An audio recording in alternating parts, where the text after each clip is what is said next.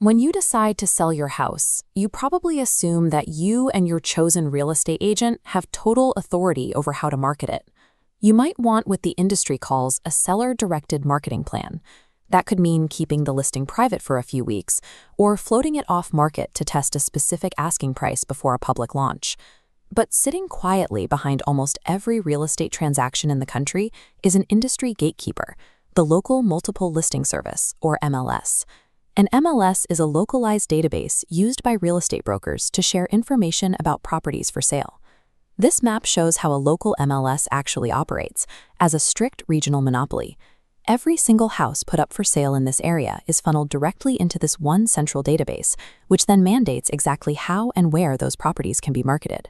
If an agent attempts an unconventional strategy that violates these local rules, like keeping a listing private for too long, they can be hit with severe financial penalties. Because of the constant threat of these fines, the homeowner isn't really the one calling the shots. The local database dictates the rules of the sale. Real estate agents find themselves trapped as a captive audience. To survive in the industry and get their clients' homes seen by buyers, they are forced to participate in the local MLS. Because agents have absolutely no alternative, the local MLS never actually has to compete or earn their business by offering better terms. This lack of free market competition has created a breaking point, triggering a massive backlash from some of the wealthiest corporate players in real estate. Compass CEO Robert Reffkin, alongside Rocket Companies and Redfin, recently released an open letter taking direct aim at punitive MLS rules. The coalition made a specific pledge. They will mobilize their own corporate lawyers to legally defend any agent who is penalized for honoring a seller's marketing choice. Reffkin insists his goal is not to destroy organized real estate. He maintains that he is pro-MLS and points out that the letter only targets a small minority of databases that actively fine agents. He plans to force stagnant regional monopolies into cutthroat free market competition instead of trying to abolish the system outright. Look back at the regional map. Reffkin's first tactical phase involves what he calls friendly, non-punitive MLS organizations. These friendly databases are being actively encouraged to push their boundaries and encroach directly into the exact territories controlled by strict fining MLSs. The second phase involves advocating for a massive national MLS to enter the ecosystem. This national database is not designed to replace the local systems. Instead, it is meant to operate right alongside them, competing directly for agent data.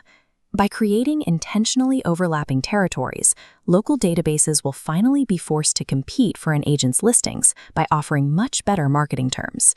This corporate disruption is already happening. Major tech alliances are actively bypassing the traditional system to test these ideas. Compass and Redfin recently finalized a deal that allows private listings to be displayed directly on Redfin's portal, completely circumventing traditional MLS restrictions. And by creating these direct technological workarounds, tech giants are proving they will simply route around local monopolies that refuse to adapt. If Reffkin's vision successfully takes hold across the country, the digital infrastructure of buying and selling a house will look totally different. The market will shift from a world of mandatory, single-choice local databases to a highly fractured, aggressively competitive ecosystem. Local MLSs will have to transform from rigid rule enforcers into agile service providers if they want to attract lucrative listing data. All of this corporate maneuvering over database architecture ultimately comes back to the everyday home seller on the ground. An overlapping, competing system means agents will no longer fear financial ruin for trying creative, private marketing strategies for their clients.